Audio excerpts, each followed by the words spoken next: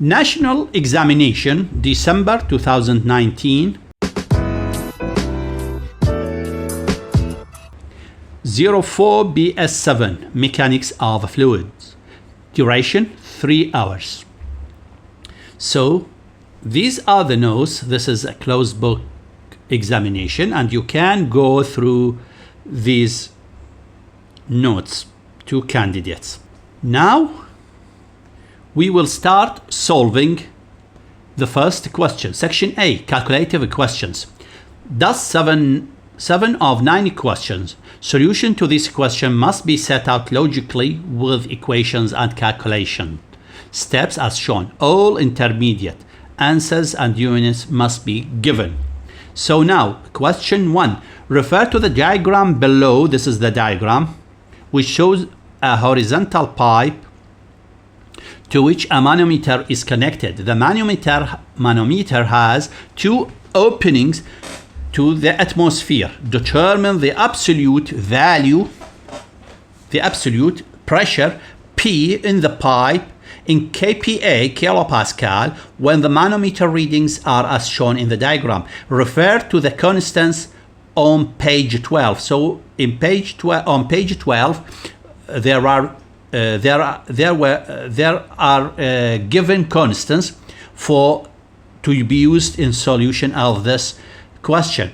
For the specific gravities of the relevant fluids, the pipe carries water, and those manometer tubes which are open to atmosphere are subject to atmospheric pressure head equal to 10 meter of water. Okay, now we can solve this one like this. Here he asked for absolute pressure. So absolute pressure, it means the gauge pressure plus the atmosphere. So now here you see, here how can I calculate the absolute pressure? Here is P. Okay, when I move to this point, the pressure will be, here it is water, so the pressure will be increased. Why? Because there is a column of the material, a column of water here. Okay, so we have gamma H. This is how I calculate the pressure. So the column is this one, 0.1, you see, 0.1 multiplied by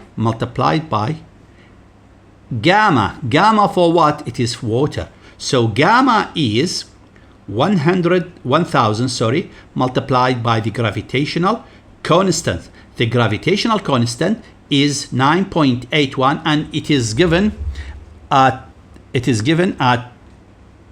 page 12. You see here, these are the constants. Specific gravity of water, it is 1. Specific gravity of glycerin, so it is given. Specific gravity of mercury, so I'll be using this one. The atmospheric pressure P naught is 100 kPa, kilopascal. So I'll need these constants, and they are given at the end of the exam as a data sheet. Okay, now back to my question. So it is the 0.1 multiplied by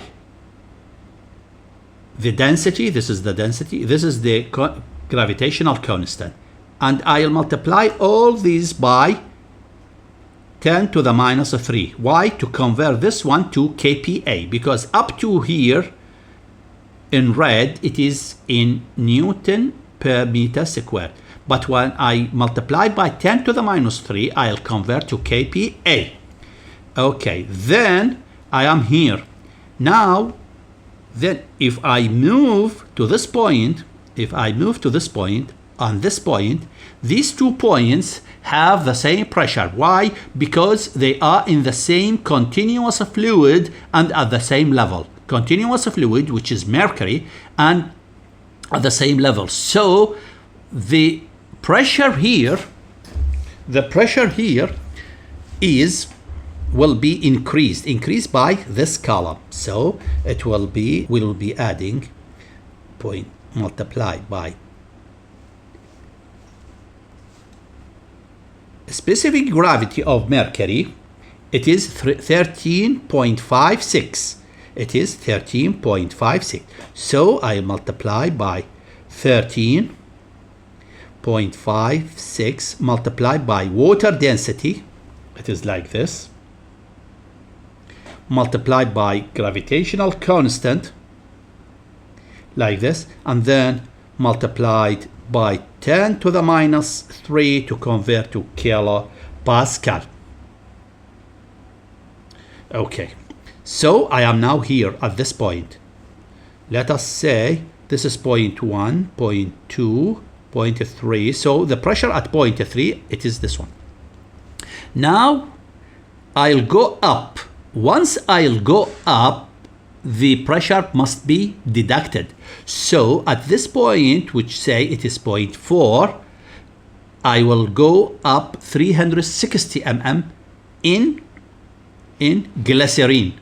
So this one, I'll say minus. Why minus? Because I am going up. So 0.36 multiplied by the specific gravity of glycerine, it is 1.26, it is given in data sheet, multiplied by 1000, multiplied by the gravitational constant, and this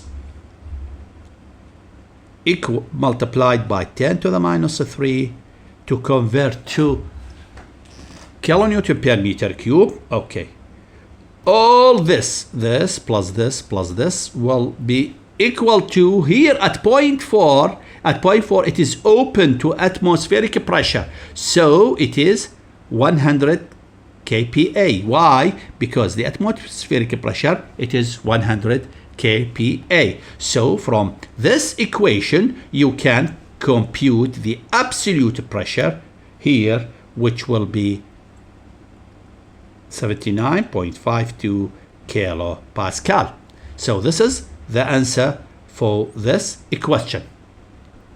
Okay, now I'll go to, okay, now question 2.